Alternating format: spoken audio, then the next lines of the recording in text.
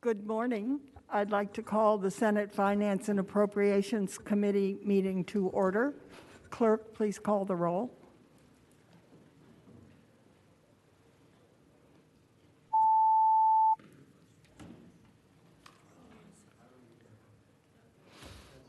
Senator Vogel?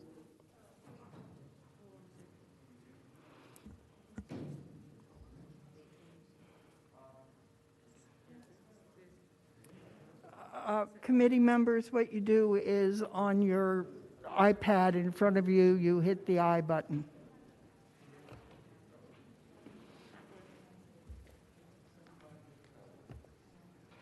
Senator Vogel?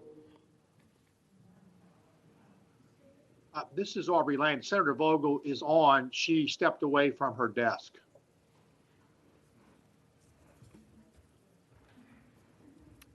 Let's mark her as present. Thank you. Okay.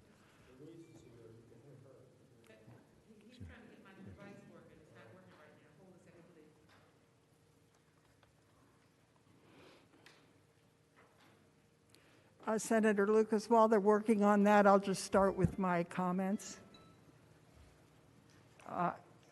Good morning. As we begin our first meeting of the 2021 session, I would like to impart some guidance and direction on the important work of our committee, and especially of our subcommittees. First, there are approximately 3 weeks before we report our budget. I will ask that members commit to working toward adopting a budget that all committee members can support and that focuses on good policy decisions. Next, by the end of this week, all our subcommittees will have met at least once this session. We are working toward identifying the several critical issues in each area, and we need to continue that dialogue. Subcommittee members should have comprehensive knowledge of matters before your subcommittees. Please work with staff members on any needed research and guidance. Subcommittee chairs, please make sure that our staff know what you need to get the job done in your role as chair. For your reference, I have redistributed the staff list with areas of responsibility for each. Also, please conduct inquiries of agencies as necessary to fully understand the administration's position on spending proposals and amendments. Generally, bills will not be assigned to subcommittees except in the case where public hearings beyond the capacity of the full committee are appropriate. And in instances where subcommittees must consider the totality of such bills, such as those with the Woodrum impact, I will try to limit the number of bills assigned so that your subcommittee can devote maximum time to evaluating your specific areas of budget development. Additional guidance is included in the organization materials that were sent to you in advance of this meeting. Please review these materials and make note of the committee procedures for acting on referred bills and guidance on the consideration of tax incentive bills. The committee meeting schedule will remain the same as prior years, with the exception of the Higher Ed Subcommittee, which we are trying to figure out a time that works for everybody. Attendance at all assigned meetings is expected, as your role is important to each. I will continue to be briefed by the staff weekly, and I will spend a great deal of time evaluating bills and recommend certain actions for your consideration. I also want to note that we will consider the practice of not hearing additional public comment when public comment has already been taken in the Committee of Origin. Thank you in advance for your hard work and dedication to the committee and the Commonwealth during this session. We will now hear from Secretary Lane with the December revenue report. Thank you, Madam Chair. It's a pleasure to be here today in front of you and the members of the committee. If we go to the next page, please, Mike. Most of you have probably seen the revenue letter that I have sent out to the rating agencies, and no way to put it except that Commonwealth is doing very well as compared to its revised projected revenues. In fact, Madam Chair, I'd like to take you back to where we were in March just for a second, when we were considering what the impacts were going to be on our revenues, and quite unsure as to that. If I would have stood up and said through 6 months of this year, we would be actually ahead of the original budget that was passed back last year before all the revisions, I think you guys would have said it was time for another Secretary of Finance. But that's where we find ourselves. Of course, there's been some ups and downs. We had a significant drop in our fourth quarter, but made up a lot in our first quarter of this year. Three things I'd like you to keep in mind as we go through this presentation that's sort of been underpinning this revenue performance. First of all, large companies, or those companies that could work from home, have particularly done much better than smaller companies, and certainly those that have been impacted. Corollary to that is that there have been significantly jobs added, and the jobs that have added have been quite higher pay than the ones that have been lost. And that, if you think about it, a lot of the jobs that were lost were in service industries, and many of the jobs that have been added have been in the tech and other industries. And that has offset the impact on our withholding in that those jobs that have been replaced are higher paying. The number of jobs are not as many, but the dollars associated with them have helped offset that. And the third thing is that the consumer has continued to spend during this period. I believe a lot of that has to do with federal stimulus, both in monetary and fiscal stimulus coming out of Washington. We now know we're going to probably get some more of that. So I would expect that to continue. That has helped us quite a bit in online sales. And in fact, they have moved from being for services like restaurants or eating out to goods, particularly outdoor goods and sporting, and also people spending on their homes. So those are three underlying themes that I would ask you to keep in mind as we go through this presentation. And what I thought I would do today is quickly take you through the numbers. I know you would like to know about where we might stand about any revenue adjustments, so I'll speak a little bit to that and the next significant data points, give you an update on the federal stimulus funding that we're aware of to date. And I'm going to be in front of you tomorrow, I think, Madam Chair, regarding the tax conformity in general, in more detail. But in general, it could be an impact on our revenue update, depending on what the General Assembly decides to do. So that's what I plan to go through this morning, please. Next page, Mike. Thank you.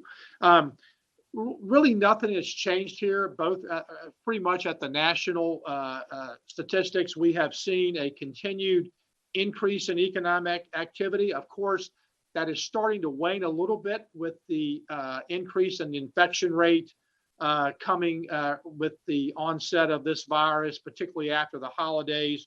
We've saw a little bit of slowdown in payroll growth, at least in job growth in the country. This is still going to talked about from the very beginning, public confidence. And of course, we have the vaccination program. And assuming that that all goes well, I think we could continue to look at increased economic activity as we go forward. One of the bright spots, and I'll draw your attention to the bottom of the page, which I think is a good proxy for consumer confidence, is the Institute of Supply Management Index, and it continues to rise. One other thing to point out here, both in the nation and in the Commonwealth, that the housing market remains strong, and that's helped not only in economic activity related to purchases, but in terms of employment in that sector. That's been one of the things that's been a positive across the country and here in the Commonwealth. Next page, please.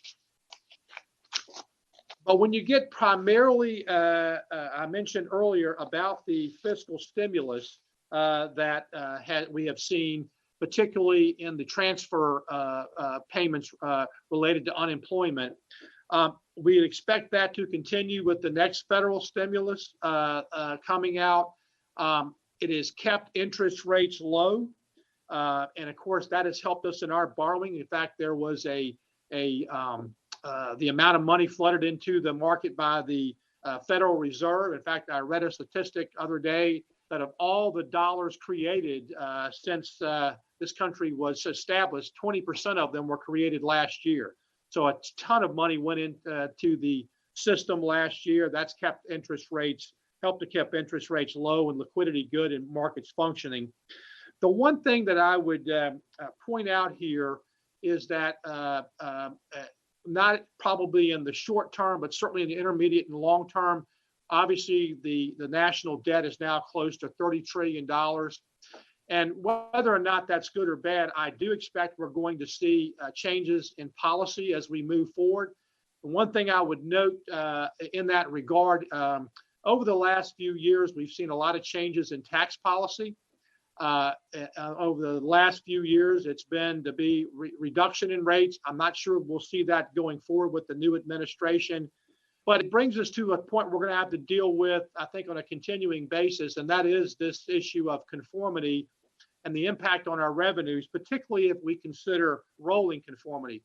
Whether or not you like the changes that are happening, they are happening, and rolling conformity would put us directly in line with the federal government, regardless of whether or not we like the changes. So I think that's one thing that's going to has been for the last few years and will remain an issue with our revenues as we go forward. And I'll speak a little bit about that a little bit later. As I mentioned here in the Commonwealth, our unemployment rate is under 5%. We have replaced all but about 180,000 of the jobs that were lost. At one point, we were well over 400,000 jobs lost. So still have a great deal more to go, particularly in those industries that were most hardest hit. And I would also mention that the 5%, 4.9% unemployment probably also reflects some people that have left the job search, in that they are having their children at home for educational purposes, can't find childcare. So while it is good news, there are some things that we need to continue to work on. But the good news is that economic activity slowly increases here in the Commonwealth, and I expect that to continue barring any unforeseen issue. And in fact, the second part of this year, maybe into our next fiscal year, if the vaccination rates go well, most economists are calling for a fairly significant pickup in economic data. I've heard it referred to as the Roaring 20s. And of course, that's what happened back in the 1920s after that pandemic hit. So I do believe there'll be some pent-up demand as we move forward. Next page, please. So this is just a pictorial graph. You can see we were up almost 15%, over 15% in December revenues. As we go through the details, you'll see all classes were up. I will point out here that about $90 million was related to one additional payroll withholding day that we will pay back in January. In fact, if you've been watching the daily receipts, and you can see we're slightly behind in that, but a lot of that has to do because that payroll hit in December of this year. Where we stand today, as of right now, we are approximately $667 million ahead of the revised budget projection. In other words, what you just a few months ago in the special session passed. We're roughly running about $789 million ahead of the previous year. So again, quite a different performance than what we might have all expected from where we were 10 months ago. And I do believe this will lead to some revised revenue projections, which I'll talk about a little bit later. Right now, though, it looks like money in the bank, we have about $667 million ahead of the revenue budget. Next page, please. The most significant revenue source we have is withholding tax collections. And you can see this is running right about what we projected. We're 2.9% versus 2.7% ahead of last year. And some of that had to do with that one payroll day coming into December. But overall, this is where I was talking about earlier, how those higher paying jobs that have been added have offset the loss of the jobs related to the pandemic, at least in totals of dollars. And I don't want to sound like I am not very concerned about the jobs that are lost. We need to continue getting those people back to work and helping those businesses and individuals.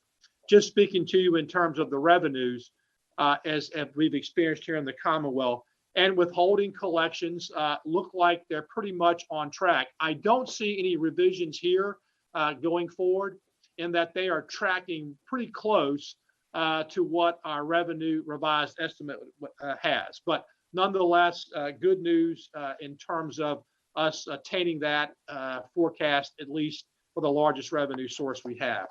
Next page, please. The most volatile revenue source we have is non-withholding. And as you remember, last year in the fourth quarter, this is what really helped maintain us close to budget. This significant portion of revenues that are generated by wealth generation in the economy, for the most part. The good news is, December is a significant month, as well as January, as they held up. And particularly good news is December really reflects the current year activity. So we're not paying for last year's tax returns. This is reflective of 2020 activity.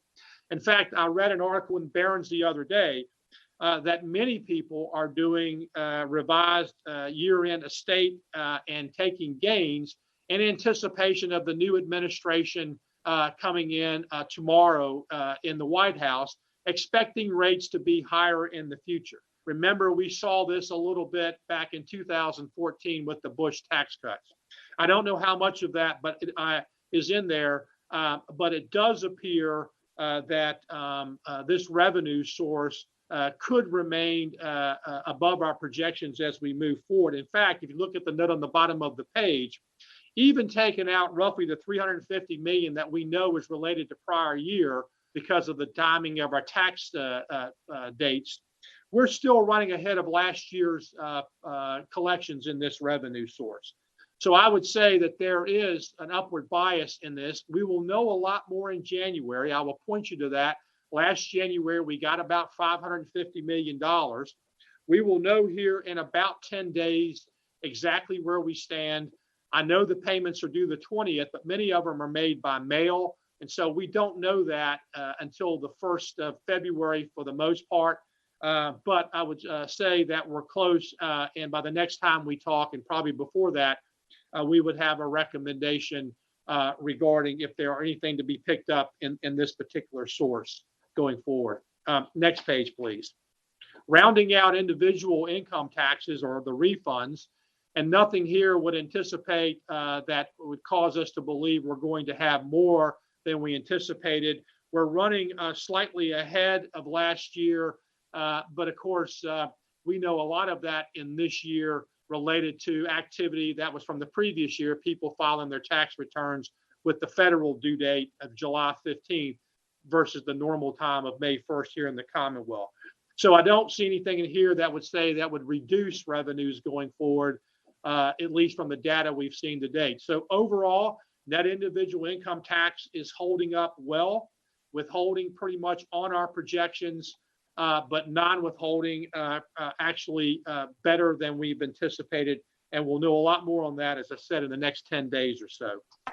Okay, next graph, please. Sales tax collections are also a good news story here. As I mentioned, the consumer has continued to spend. Online sales are up over 35%, while traditional sales are flat to down 2%. And as I mentioned, this has been a trend from not only going to online, but from services to goods, whether it's outdoor activity, whether it's home furnishings. The consumer has continued to spend, but just changed on what they spent it on and how they've spent it. We are today running right here about $160 million over our estimate. And as I mentioned earlier, with the new stimulus package and others to come, I would believe this revenue source would continue to do well. at least through the next few months. And so there could be an opportunity here to have an addition to revenues as we move forward. Next page, please. Net corporate income tax collections are also running ahead of budget, approximately $83 million to our projections. Now, these are a little more hard to determine in that and all individuals have a calendar year end, but many businesses have a fiscal year end that are different throughout the year. So we don't know the whole story on this. Whether or not we'll get some refunds necessary for filings coming up in the next 6 months, it's unclear. But as we stand to date, we are ahead of our revised projections. I think some of this, in all honesty, has to do with the Tax Cuts and Jobs Act from a few years ago that was passed. But looking at this, it does appear there may be some opportunities in this revenue source as we look at. And of course, we'll see when those payments come in over the 20th for corporations to see, may give us an indication again here as we move forward. But overall, this has held up. Corporate income taxes have held up. As you know, this is dominated by relatively a few large corporations. And as I mentioned earlier, they are tending to do pretty well in spite of what's happened with the COVID-19 restrictions. Next page, please. Again, here I mentioned, I'll start first with recordation taxes. Because interest rates have stayed low and the housing market has remained strong, we're running about $62 million ahead of this revenue source through December. I don't expect interest rates to go up significantly, although if you've been following it the last 2 weeks, there has been a minor increase in yields. Not sure if that is a long-term impact or just a reflection of the amount of money in the system and the anticipation of possibly additional spending and maybe higher taxes going forward.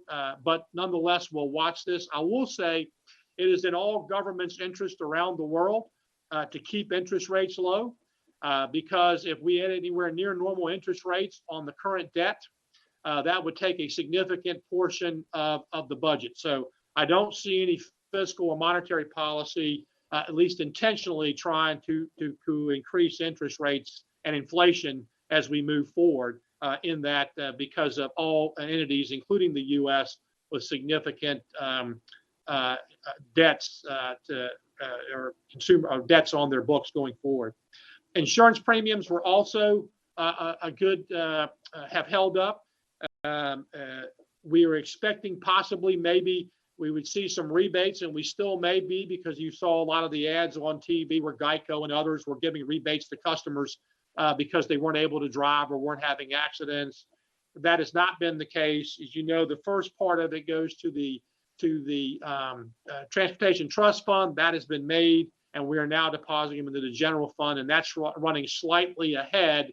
And that's, again, a portion of this is from sales tax, insurance premiums also going into the trust fund. So good news here on insurance premiums as we look going forward. Next page, please. To sum this all up, as I mentioned before, we're about $667 million ahead of the forecast through December. If you look up above, it's not withholding is running pretty close to what we thought. We do have some opportunities potentially in non-withholding and certainly in sales and possibly corporate and recordation fees to increase the forecast as we move forward. Last year, we were down 2.9% during this current 6 months. And of course, we know we were impacted somewhat by the closures, although I would say in June of last year, non-withholding had a pretty big month that we're going to go up against. But this would indicate we could be down about 4.4% and still make the budget. I don't believe we are going to be down that much as we are trending right now. And I do believe that may lead to a revenue revision. If you go to the next page, please. So what is the data we're waiting for? Withholding, certainly we'll like to see that as it comes in, although I would expect that to be pretty much on trend. The three big items are the non-withholding, the sales, and the corporate that are all due in this month. January is a significant month for these. Assuming they hold up, I would expect, Madam Chair, that we would be able to make a recommendation to the governor and to the General Assembly about a revised revenue forecast. And I would expect that to be sometime in the next 2 weeks to 15 to 20 days, depending on how quickly the mail comes in and we can process any refunds that are due, because we don't get to see those on a daily basis. They're not processed until we close out the month-end books. So, Madam Chair, good news, it appears, on the revenues. Next, please. I would take a few minutes to update you on where we stand with federal stimulus funding. As you know, Congress passed two major acts this past year: the CARES Act, which we've been dealing with since the spring. The good news there, that has been extended until December 31st of 2021. And then, of course, on December 27th of this past year, Congress passed the Consolidated Appropriations Act, which, while there was no direct monies to state or localities, there was significant monies coming into entities across the country, and particularly, obviously, in Virginia, related to specific grants that would run through the state and locals, and also to businesses and to individuals through continuation of some of the programs that were in place. So generally, those are the two stimulus programs we're dealing with. And Of course, if you go to the next page, we'll talk about the Coronavirus Relief Fund, or the CRF status. As you recall, we were allocated directly to us roughly $3.1 billion. That's after taking out the $200 million that went directly to Fairfax County. And so we were able to invest some of that money over the usage, and we picked up about $11.8 million in interest. So we had approximately $3.1 billion to be obligated, and we have obligated, based on your actions in the special session, we have obligated all but $1.7 million of these dollars. The remaining roughly 1.7 is because of the interest that we continue to earn on some of the unexpended balances. I would expect that to go down significantly going forward. As you can see, all at the bottom of the page, 456 million are all that's left to be actually expended. And of course, this number changes daily. The governor did increase for all these programs the extension date until this 2021. I will point in here that I've got a detail coming up regarding where we are with the unspent monies. We're assuming all the monies, for the most part, were spent at the local level. We'll have a report on that. But since they have until December 31st of this year, I think we can safely make the assumption that all the localities will be able to spend the monies that they were allocated. There were no other changes to the CARES Act other than the extension. So no flexibility in payments, just an extension to the December 31st of 2021 instead of last year.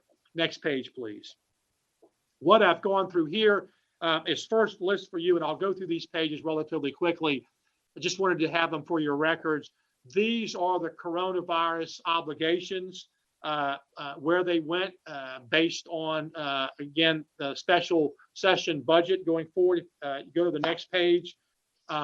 Many of these went directly to agencies in addition to local governments and directly to healthcare and frontline workers. Next page, please. Again, just showing you for your records where the monies were obligated. Go to the next page, please. And this ties in to that cover sheet I had, all the monies being obligated and where they went. Madam Chair, we've been through these in previous sessions. I won't go through them in detail. I will point out, though, that we did make the $210 million to the Unemployment Trust Fund. As you recall, our objective would have been possibly to add more here had we not expended the dollars by the original date in the CARES Act of this past December 30th. That will probably no longer happen, as we anticipate having the additional year, all these programs will be able to be expended. Next page, please. Then I thought what I would point out to you is this was as of the 14th, so it could have changed a little bit. These are where the unexpended monies are. You could look in two areas in health and in the Department of Emergency Management, where most of the unexpended dollars are in those agencies. A lot of, I know emergency management is also dealing with getting reimbursements and data coming from the localities and some of that.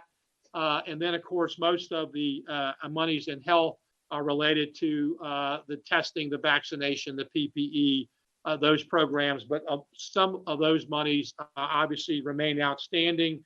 Again, I won't go through all these, but once you get out of those two areas, you can see pretty quickly that most of the monies get expended. For instance, I know in the small Department of Small Business and Supplier Diversity, that 20 million was the additional 20 million to put into Rebuild Virginia. I know all that money's been obligated and it's probably been spent by now. But go to the next page, please. These are just for your listings where the monies remain that have not been spent. And as again, go to the next page, please. You can see most areas are starting, if you look at from here, most of the monies have been spent. Go to the next page, please. Again, here, all the monies have been spent. If you go to the final page, please, Mike. This gives you a listing of that 456 million where it's not been. The Department of not been expended. The Department of Planning and Budget is working with the agencies now to determine why these monies, where they are in terms of not being spent as we move forward here. But at least we have a preliminary look where the monies are. And I would say, I saw the other day an analysis from the National Association of Budget Organizations across the country. We're running we've spent about 85%. Most states were under 80% spent. So while we want to make sure we get this money done in terms of how some of it was implemented compared to others, we're trending a little bit above the other states. Having said that, though, I do expect all these monies to be expended here pretty quickly, particularly that they have the entire year left. Next page, please.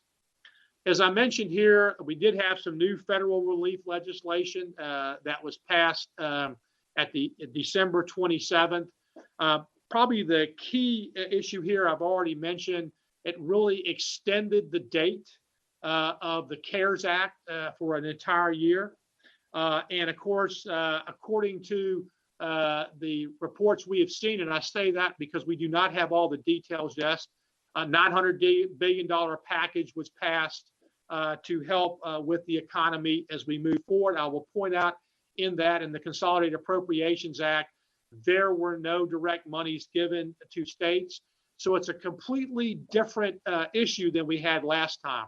These will be for specific grants through like education and public health that will have to be used for those purposes. So it won't be like last time where we will have the opportunity to determine whether the money should be spent in one area or the other. It is specifically related to coming through grants. Some of those grants may have some discretion. Some of them may have a maintenance of effort, and we are monitoring those to bring to your attention as we go forward where some of that may lie. But I wanted to point out it is a completely different package than was approved for the CARES Act initially. Next page, please. I mentioned already here the governor did extend the due date for the CARES funds to December 30th of 2020.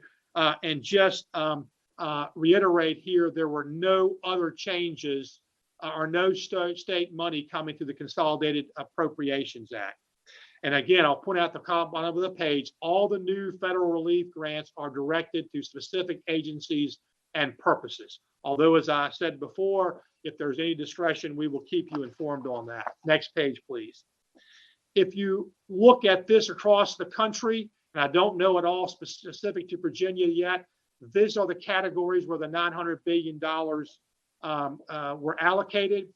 As you recall, in the governor's introduced budget, there was quite a bit of money in there, almost $240 million related directly to vaccinations and testing and tracing and PPE and other issues related to the pandemic. We would expect there to be an opportunity here to use some of these monies to offset those. And as we get the information, I know your staffs are working on it too. We will obviously keep you informed and coordinate where we think those can be offset. If you go to the next page, please. Here are some of the amounts awarded to Virginia. This is not an all-inclusive list. We have not seen an entire list yet, but these are some of the monies that we know are coming our way. As you can see, a significant amount of money coming through education, particularly K through 12. So a specific amount of money, a large amount testing and vaccine. And of course, there's in the Treasury, the emergency rental assistance can also be used. We've seen the wording and language that would allow it for not only evictions, but also utility payments.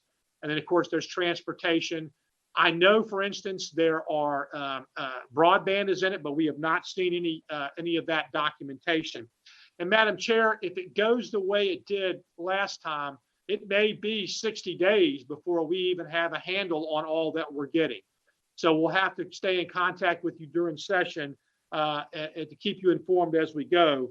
But these are amounts we know that have already started to come through grants. So that's that's a summary of where we are with the stimulus funding. Next page, please. One area I will go through in more detail tomorrow when we actually take up conformity, but I do think I should mention it here because of the significant impact it could have on revenues. And I would also point out this year conformity is going to be very complicated, not only because of the pandemic and preparers having to work through that. These new laws will have to make a decision on, but also stimulus payments. If you remember, last year, there was some stimulus directly to individuals, and some of them didn't get the correct amounts. The only way they will be able to get that settled up is to file this year's tax return and to get that additional money. So I would assume we would get additional pressure from preparers and individuals wanting to have our addressing conformity rather quickly because of all the pressures that we're under. Next page, please. And Madam Chair, I won't go through every item, but I wanted to point out here to the members, these are the items that of the CARES Act and the Consolidated Appropriation Act that the governor would recommend to the General Assembly that we conform to. Generally, it is conforming to the overwhelming majority of individual provisions, but deconforming because of some significant revenue reductions of some other items, which I'll talk about in a few minutes, to the business provisions of this act. Now, Madam Chair, we did not get the Consolidated Appropriations Act until December 27th. So those provisions are not included in the governor's revenue estimates.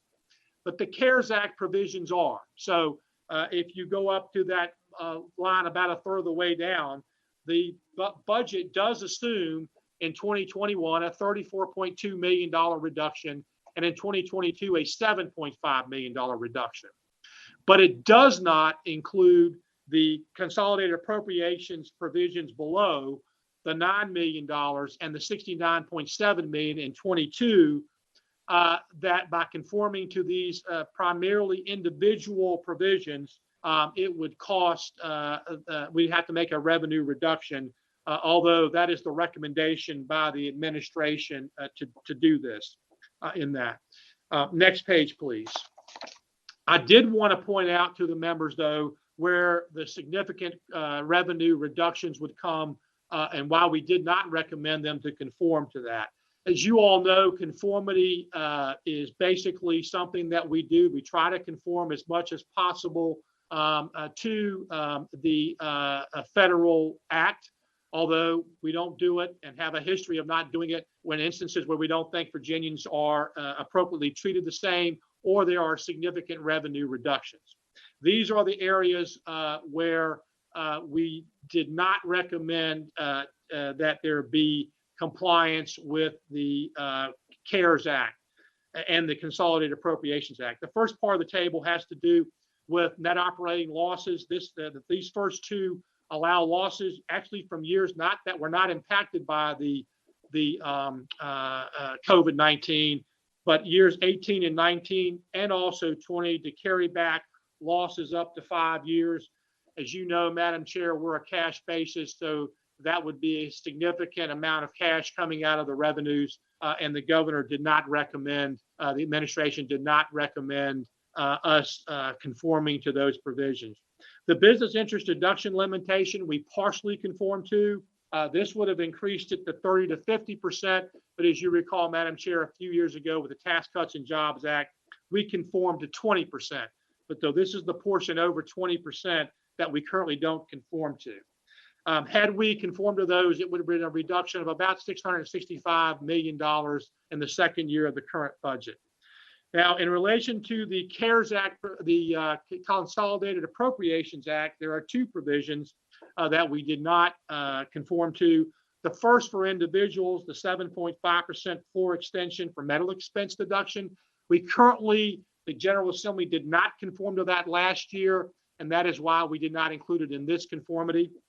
And probably the one that has gotten the most attention is the deductibility of business expenses that were paid for by PPP loan forgiveness. And that act was not received until December 20th. Those items that it was not anticipated in the revenues. And so based on what we know today, that would be somewhere between $150 and $190 million in 2021 and $190 and $310 million in 2022. That is the loans that have just been issued to date. The Consolidated Appropriations Act continue to have this PPP program. There will be more loans. We estimate if we had the same trends as last year, Virginia got the same amount of money as last year, or Virginia taxpayers, it could be as much as $900 million in impact from these loans. Now, if we go to the next page, I just wanted to spend a few minutes on why we, particularly on the PPP loans, we recommended nonconformity. We look at three things in conformity. First of all, the impact to revenues, tax policy, and public policy. And in these particular cases, we felt that the administration is recommending that in all three, this would not be in the best interest of not only the state, but in all taxpayers considered. If you look at, I think if I go to the next page here, it's easier for me to explain what this document is. So if you go to the next page here, the left-hand column here is the normal tax basis that is used when you have loan forgiveness. When you have loan forgiveness, the loan is usually considered taxable, and you can deduct the expenses that you got with that loan. So if you look at the first column here, if you had a loan, or in this case, a PPP loan of $150,000, and you paid $150,000 in expenses, you had no cash out of pocket because those were paid for. The loan had been not a loan anymore. It's now a forgiven loan, which causes the taxable income.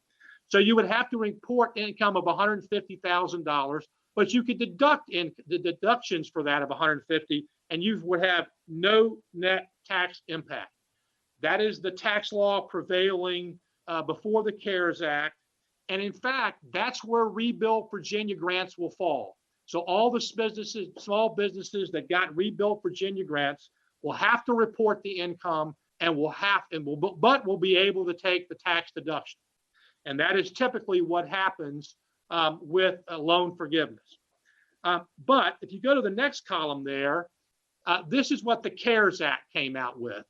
The CARES Act, when it came out, said, okay, you have the same $150,000 loan, you got $150,000 in expenses, you don't have any cash result, the loan is now forgiven. We're not going to tax the loan anymore, but we're also going to not let you take the deductions because you did not pay for those deductions. And therefore you have the same tax result as you would have had under normal tax policy, the same tax result of the Rebuild Virginia program that many taxpayers, small businesses are going to have. And that was the provision. It was issued by the IRS guidance, and that is what we built the budget on, not anticipation that we would have an impact from forgiveness of loans. If you go to the third column, this is what the Consolidated Appropriations Act has recommended, or it is now law at the federal level. You have the $150,000 loan. You have the $150,000 expense. You have no cash out of pocket. But now you don't have to report the income, and it allows you to take the $150,000 deduction. Madam Chair, we did not think that was an appropriate to conform to for several reasons. Not only the significant revenue impact, but in the Commonwealth of Virginia, we have about 250,000 businesses. Only about 113,000 businesses got PPP loans. The rest did not. Many of them had to go out and borrow money, but they didn't have the special tax treatment. And I've mentioned to you the Rebuild Virginia. So for that reason alone, we did not think it was fair to all taxpayers, because if you go to the next column, here's a gentleman that didn't get a PPP loan, that had the same $150,000, or entity that had the same $150,000. They're out the $150,000, didn't get it paid for, and they should be able to deduct those expenditures because they weren't paid for.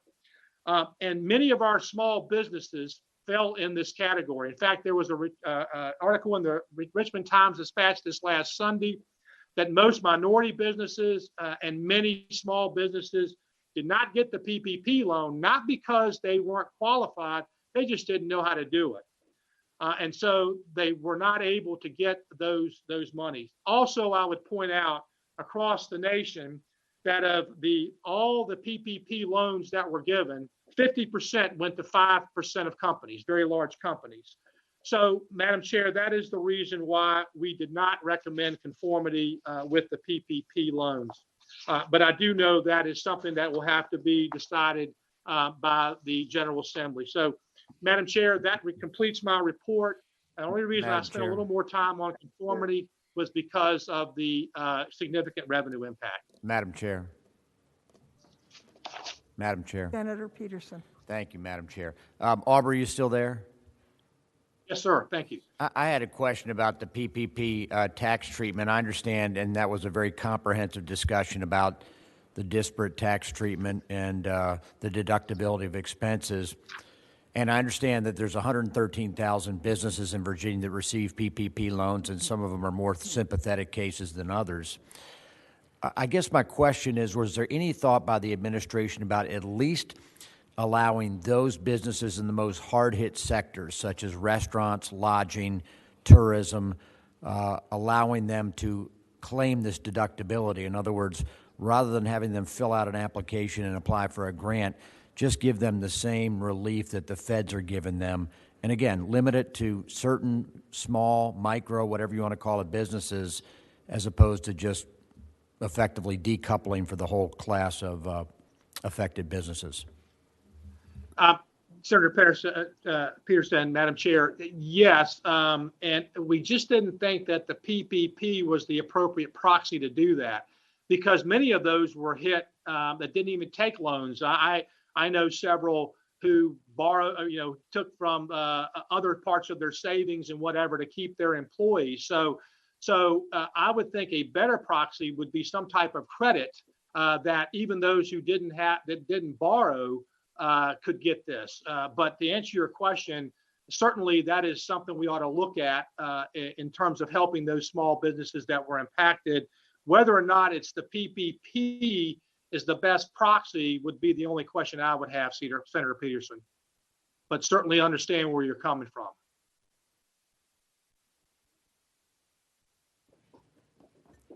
Mr. Secretary, two questions. First of all, can you share with me what any of our neighboring competitive states are doing on this approach of the PPP loans and the deductibility of it? Yes, sir. There are 7 fixed date conformity states like us. 6 have deconformed from this, and 1 state, Indiana, has conformed to it. I know California, Kentucky, North Carolina, they disallow the deductions. Massachusetts, Minnesota, and New Hampshire are taxing the income. So they've done it different ways, but 6 of the 7 have deconformed from the Consolidated Appropriations Act, and Indiana has conformed. Senator Norman, I would also mention I've gotten many calls from those rolling conformity states that are looking to deconform because of the significant impact, but those are the 7 that are exactly the way we are in terms of fixed conformity. Madam Chairman. Senator Norman. Following up on Senator Peterson's comments, as you are certainly aware, the tourism business, particularly in Hampton Roads, has been absolutely devastated. Had some of the tourism venues gone to the bank and borrowed the money, of course, they would be able to deduct any interest that was accrued on it, but then they would have also been allowed to deduct the expenses that they would have incurred with the payment of that money. I would hope some consideration. That is correct. I'm always correct, sir. Excuse me, sir. I would hope that the administration would give some thought to focusing on particularly industries. It escapes me why this administration would not be more empathetic to some of the tourism industries that are hemorrhaging and are right on the brink of going down the tube on it. So I would hope that that you would take a very serious look at that situation. Yes, sir, Senator. I would mention that I know quite a few of those, and of course it was limited to $10,000, but quite a few of those got Rebuild Virginia, and of course grants. But I understand your comment, and we'll take it to heart. Yes, sir. Are there any other questions? Madam Chair. Senator Newman. Secretary Lane, thank you for the presentation. I guess maybe just to pile on maybe a bit is I have a lot of concern about manufacturing. Some of these numbers were not small, but they were critical. And the other is about healthcare. There are a number of individuals in healthcare, long-term care facilities and otherwise that really have been hanging on by a narrow margin. Their census has gone down, and I know that we and you, sir, have been very careful that deconformity is something we don't do lightly, and I know we aren't doing it or considering it lightly here, but it certainly does send a message about our business friendliness and whether or not we're going to kind of keep the commitment. So I guess mine is, in addition to what has been stated before, is manufacturing and healthcare, which has really been severely hit in the Commonwealth. But thank you, sir. Thank you, Senator Newman. I'll take those in consideration also. Thank you. Are there further questions? I have a comment. The conformity bill is my bill, and it was to have been docketed tomorrow. It seems to me, based on the comments of today, we're going to need more time to work on it than overnight, so I'm going to put it off until next week. And that's a tough decision because, remember, it's got an emergency clause on it, so it can't delay too long. Thank you, Mr. Secretary, very much for your very thorough presentation. Several administration bills are coming up, so I hope you'll be able to stay with us. Yes, ma'am. Thank you, Madam Chair. Thank you. Okay, now we will be getting to bills, and the first one we have is Senator Reeves, Senate Bill 1130. Thank you, Madam Chairman. If we could, I have one technical amendment I'd like to take up on the bill, if we could do that. On line 21, after the word 100, insert the word percent. It's been moved. Is there a second?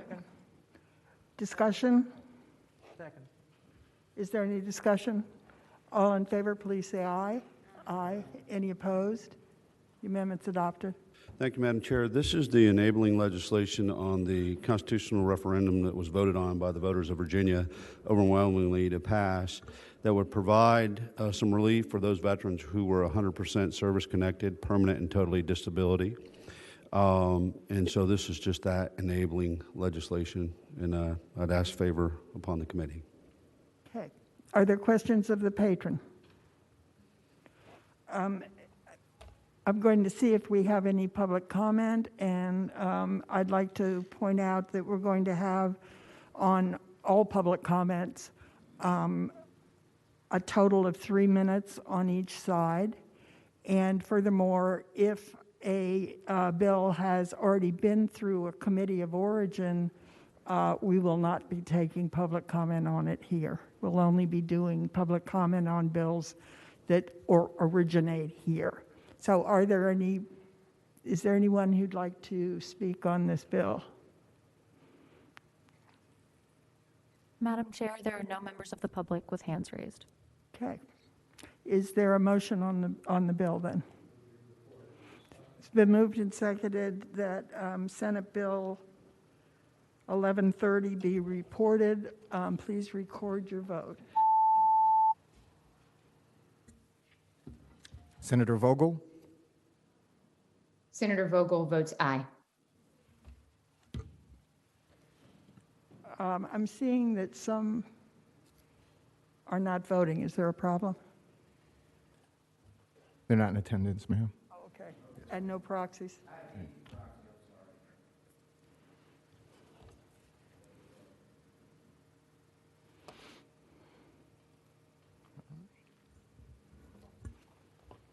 Ayes 14, no 0. Ayes 14, no 0. The bill's reported. The next bill is Senator Edwards' Bill 1211.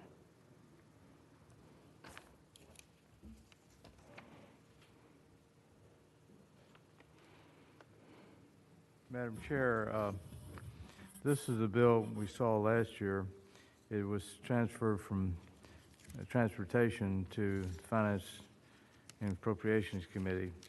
It creates the Public Safety Trust Fund, which is funded by a $4 increase in the registration fee. And that would raise enough money to provide the state police with the needs that they have. There are currently 328 vacancies in the state police out of roughly 1,200 state police officers. That's about 27% if you do the math. How would you like to run a business with 27% of your force vacant? And the reason for that is the inadequate pay. We've got a compression problem and an inequity problem and a lack of a coherent structural pay plan. And if you will see in your folder, Virginia State Police has done a compensation plan to address sworn employee recruitment and retention deficiencies dated December of 2020, just last month. And it goes into some detail with regard to that. I understand we now have Major Keenan. Let's see here. Major Executive Director of the State Police Association, Wayne Huggins, was not able to be here, but instead we have Major Keenan Hook of the State Police is here to speak to the bill. In addition to the bill, there is a budget amendment that I think is going to be dropped tomorrow that conforms to what we did last year, which was not to pass this one, but instead take it out of the general fund to deal with the issue of pay and compression problems of the state police. We know how important the state police are. I mean, just look at what's happened this past year. And without the state police making sure they're fully staffed and can retain their sworn officers, as well as there's some non-sworn officers that work for the state police as well. We're not going to be safe. You know, there's been a huge problem this year of public safety. We've seen it this year and here in Richmond, and we rely so heavily upon the state police. It's the preeminent agency that investigates other police officers and at the local level, for example. So it's extremely important that we take care of the state police. And so I'd like to ask Major Keenan Hook, I believe he's here to speak to the committee. If I may, I need to find out if any members would like to ask questions or comment. I see Senator Lucas is asking.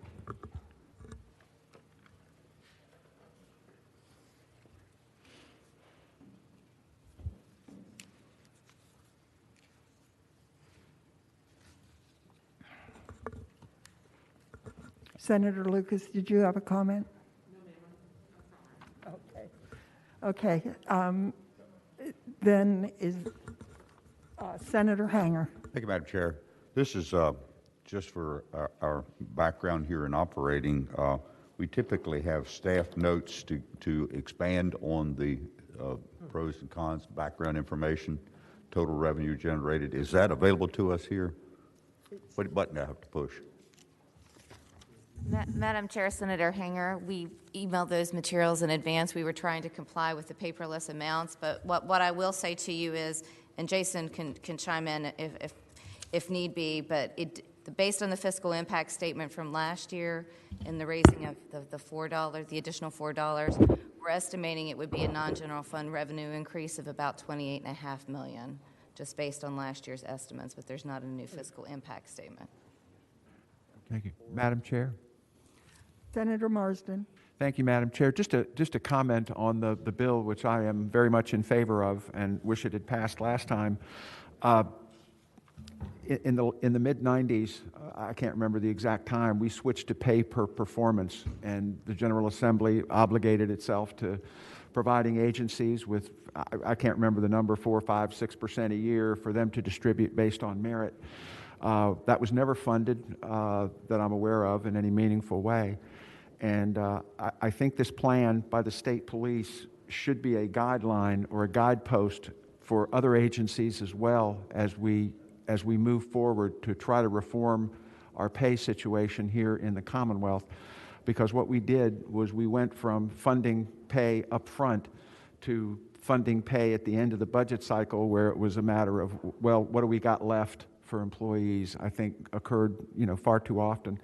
And I think we need to consider this as a template for moving forward with a better pay plan for our state employees in all agencies. Thank you, Madam Chair.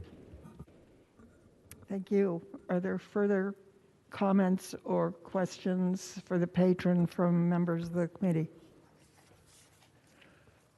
Seeing none, has anyone in the public signed up?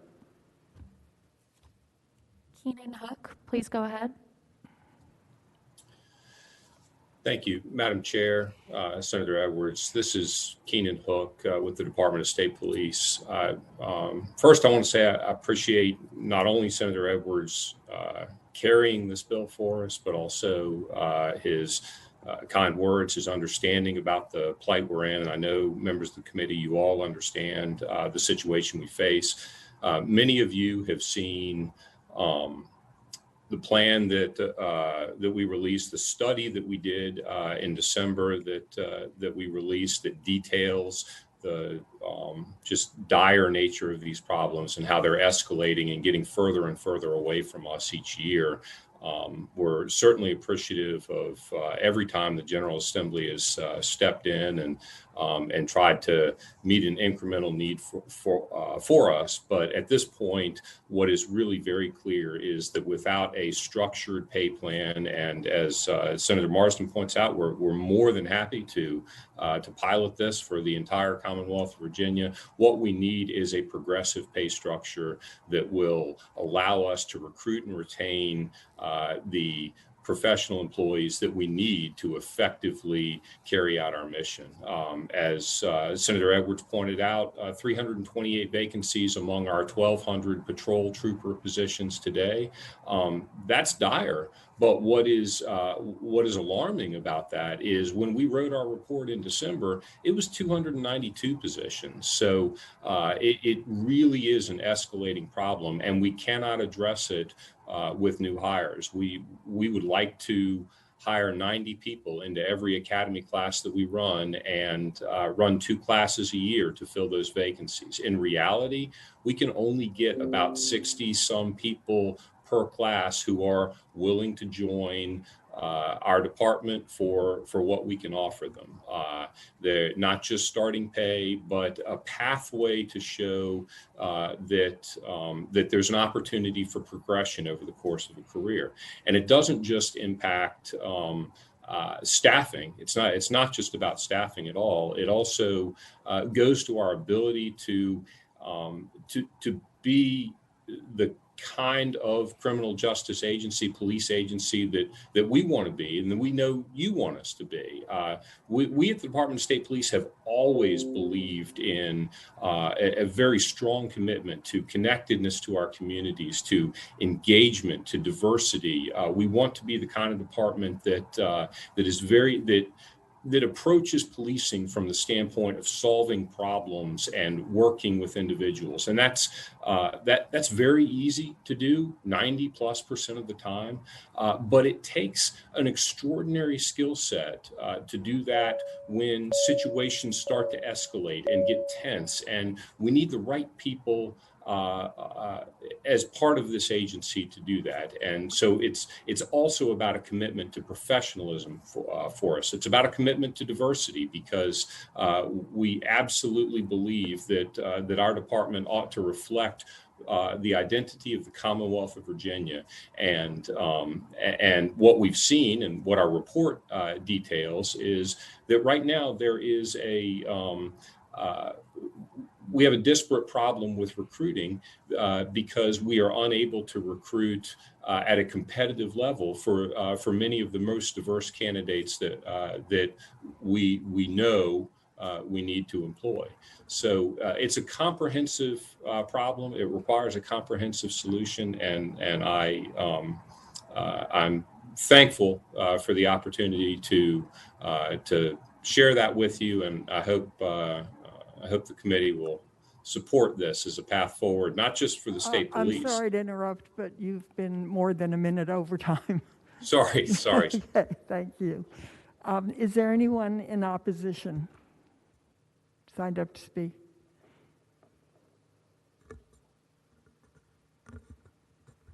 Vic Nichols?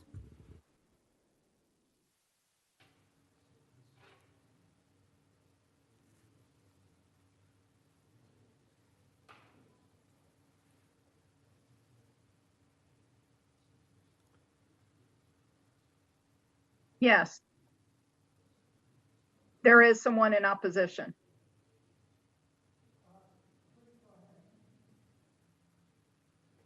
Hello? Please go ahead. Thank you. This is Vic Nichols. I'm just a regular taxpayer. Here are my concerns on this. One, has anyone ever been through a Citizens Police Academy? You get a very good idea of what goes on with police forces. One, with the VSP, when I've talked to individual members privately, all of them all together, they don't really complain as much about the funds. What they complain about is the way that they are treated and the way that they are looked at. They basically are not backed up. They're kind of like cannon fodder. The laws don't allow them to get their jobs done. That's a huge thing right there. They see judges who, after they spend all this time arresting people, will sit there and let them go or give them a light sentence, and then they have to go back and rearrest or things like that. Those are the biggest things, removing sovereign immunity from them. I know it's good and bad, but in their case, why should they take the chance? Those are the issues. It's the laws, it's the judges. Okay, the other thing, let's talk about one, Yeah, the General Assembly have voted on raising our rates of insurance. They're talking about the higher registration fees came in. One of my cars, the registration fee doubled. We have higher gas.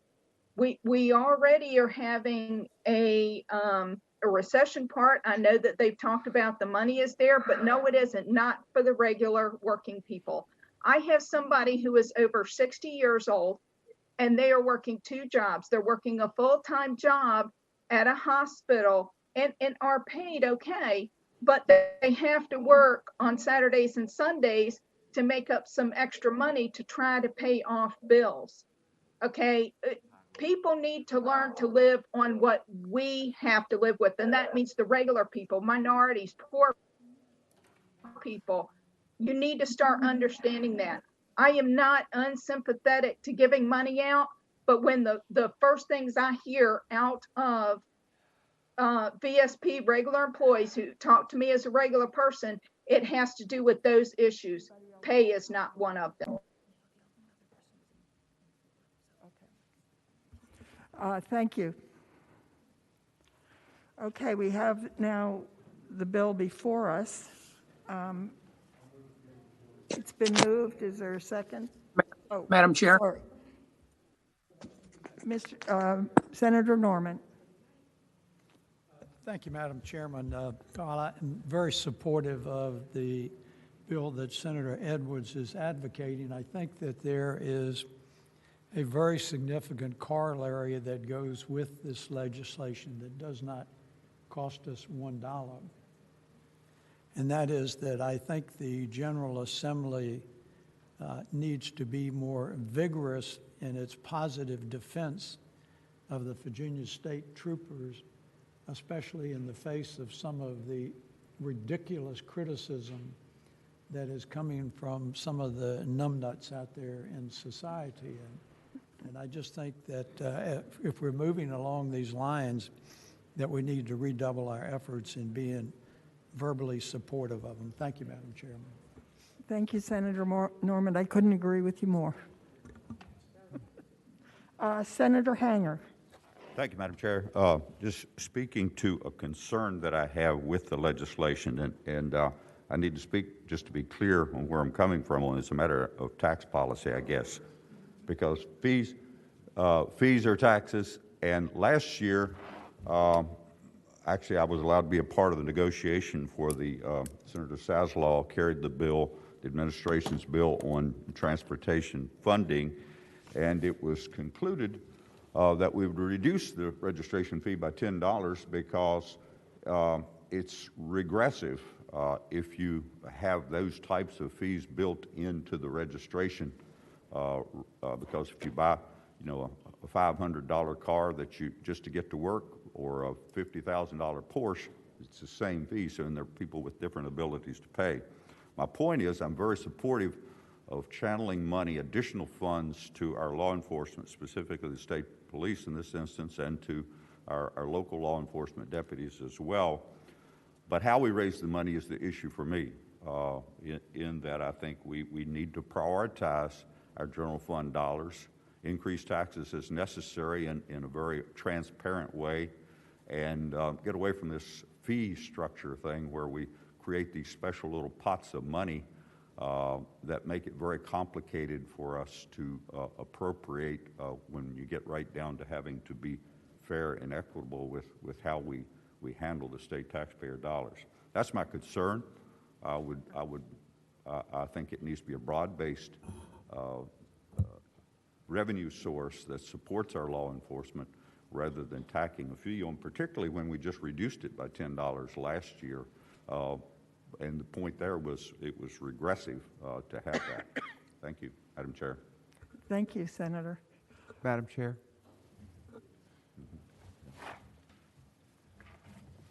Madam Chair. Senator Marsden. Thank you, Madam Chair. While I understand Senator Hanger's concerns, the fee coming from registered drivers, I think is appropriate. One of the primary purposes of our state police is traffic safety and management of our highways and clearing accidents and what have you. So I think it is really a fee that is directly related to one of the major roles of the state police, and I think it is appropriate to do that and to try to raise this through more general taxes. I think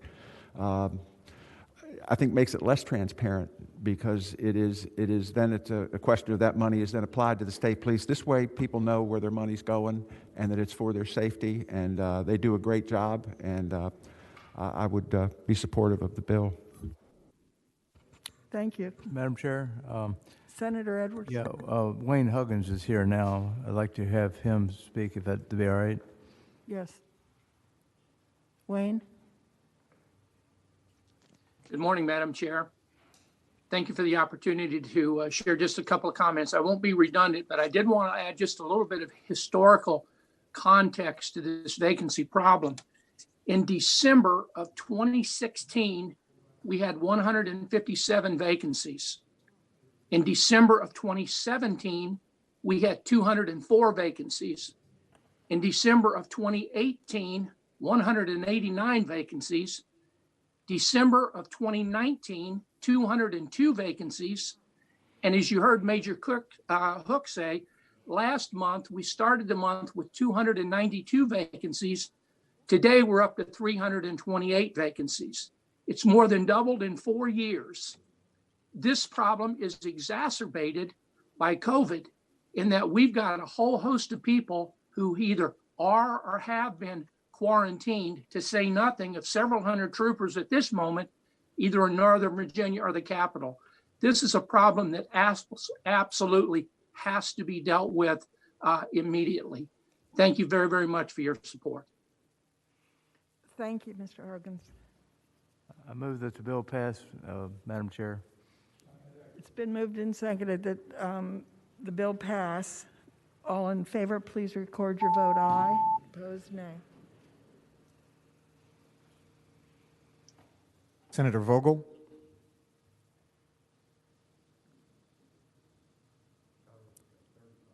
Senator Vogel? I am so sorry, I didn't unmute. Senator Vogel votes no.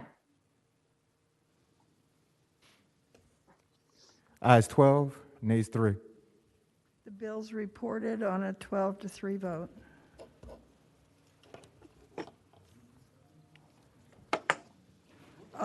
At this time, I'm going to turn the meeting over to Senator Barker to chair, as I have the remaining bills on the docket. All right, thank you, Madam Chair. And first bill you have up is Senate Bill 1134. Thank you, Senator Barker. Senate Bill 1134 deals with restructuring of the 9C higher education debt. As you may remember, last summer, the governor announced this idea, which is going to save our institutions of higher education $112 million over 2 years at a time when they desperately needed it. Oh, and I did want to mention that the reason the bill is here is because we're talking about 9C debt, and that's backed by the full faith and credit of the Commonwealth. All right, are there questions of the patron or comments that anyone wants to make on this? All right, is there anyone in the public who wishes to speak in favor of this bill? June Jennings.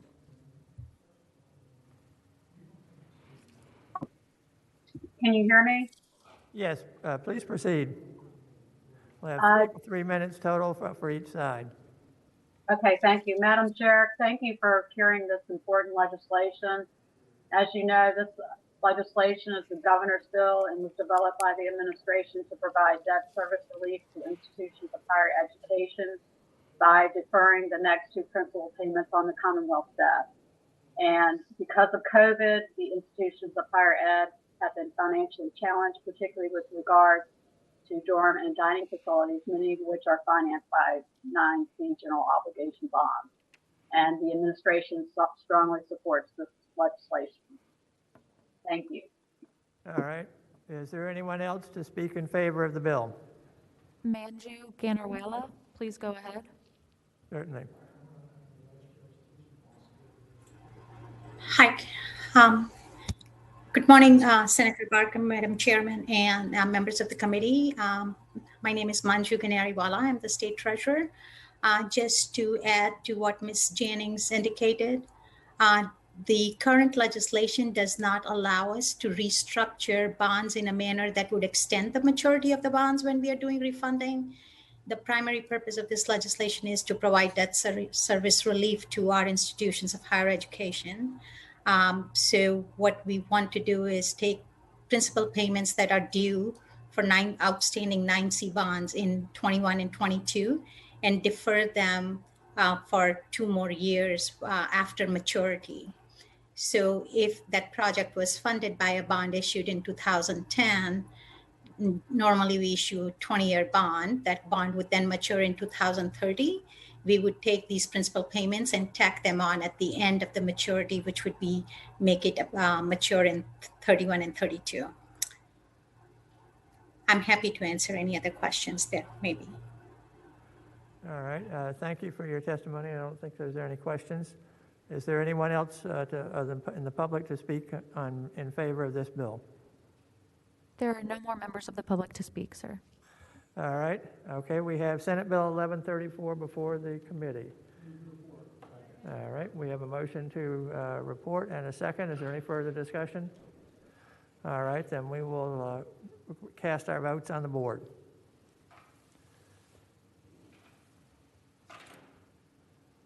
Senator Vogel, Senator Vogel votes aye. ayes 15, no 0. All right, thank you very much. That bill passes. Next bill is Senate Bill 1145.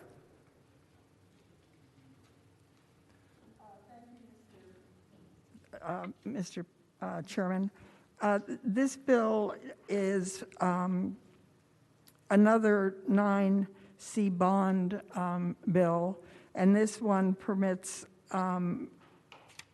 Virginia Tech to authorize 2 bonds of $34 million each. For 2, total of $34 million, and they are revenue-producing capital projects at Virginia Tech and are included in the introduced budget. All right. Are there any questions of the patron? All right. Is there anyone from the public that wishes to speak in favor of Senate Bill 1145? June Jennings. All right. Proceed. We'll take 3 minutes for each side again.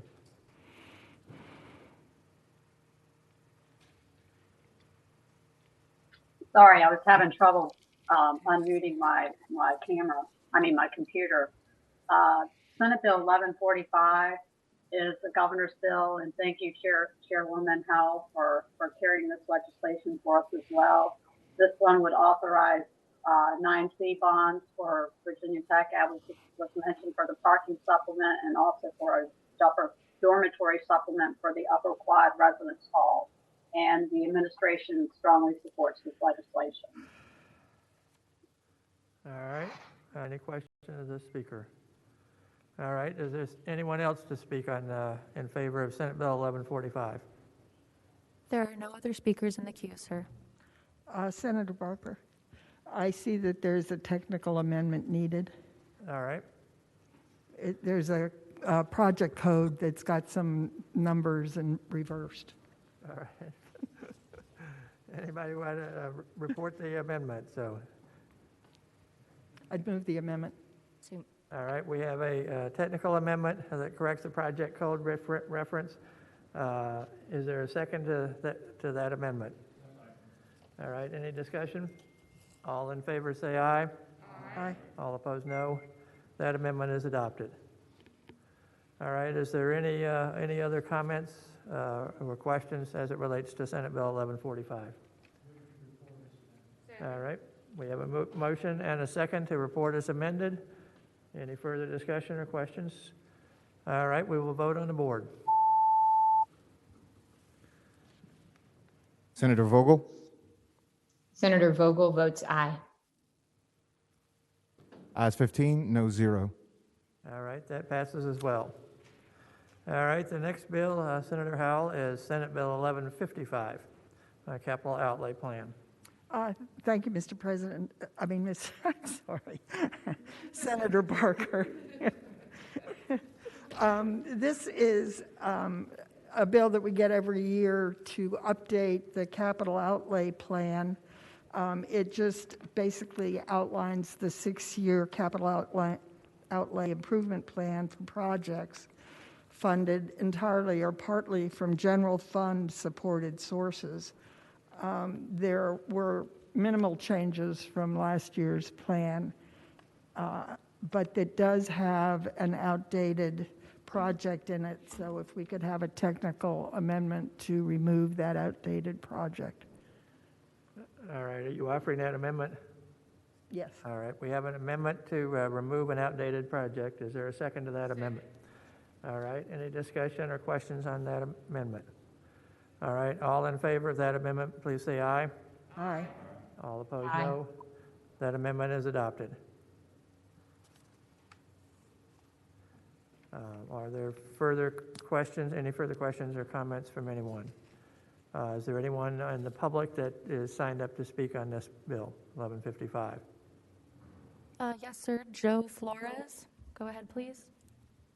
Proceed. Thank you, Senator Barker and members of the committee. It sounds like the technical amendment was adopted. So this is, as Senator Howell mentioned, the annual capital outlay plan that has been updated. And with that amendment, the administration strongly supports this legislation. Thank you. All right, any questions or comments? All right, is there anyone else in the public to speak? There are no other speakers, sir. All right, well then, if there are no further discussion or questions, is there a motion on the bill? All right, we have a motion to report. Is there a second? All right, we have a motion and a second to report. If there are no further questions or comments, we will vote on the board now. Senator Vogel? Senator Vogel votes aye. I can't vote. I can't vote either. You may have to reinitialize your, just click on the room that we're in, please. All right, okay, I got you. Is everybody in? Ayes 15, no 0. All right, that bill passes as well. And the last bill from Senator Howell's list here is Senate Bill 1156, a technology development grant fund being created. Thank you, Senator Barker. This is, for me, one of the most exciting bills I've had in my whole career. As you might remember, last summer, Microsoft announced it was bringing its East Coast headquarters to Reston, Virginia, my district, my home, and they would have 1,500 jobs with an average salary of $112,000 a year. There was a request for some support for this to be paid after they had met benchmarks. The MEI reviewed it and wholeheartedly approved this. The cost to the Commonwealth is $5.6 million each year for, I believe it's 4 years. 4 years, yes. And that's what the bill does. All right. All right, are there questions of the patron on Senate Bill 1156? Yeah, I have a question. Yes, Senator Edwards. What's the name of the company? Microsoft. Microsoft, okay. And how many employees that you anticipate? 1,500. Okay, thanks. All right, any other questions or comments? All right, is there anyone from the public who wishes to speak? Cassidy Resnick. All right, go ahead. Thank you, Senator Barker, members of the committee. This is an administration bill. As Senator Howe said, we're terribly excited about it as well. Microsoft's been a long time corporate partner of the Commonwealth, and we strongly support this bill. Thanks. All right. Is there anyone else from the public to speak? There are no other speakers, sir. All right. Are there any further questions from the members of the committee or any comments anyone wishes to make? All right. The floor is open for a motion on the bill. All right. We have a motion and a second to report. Any further discussion? All right. We will vote on the board. Senator Vogel? Senator Vogel votes aye. Ayes 15, no 0. Madam Chair, you did very well. So 4-15 to nothing votes. So I hope the rest of the session goes as well. I will turn the chair back over to you. Thank you. That completes our docket for today. Is there any further business? Seeing none, the committee will rise. Thank you.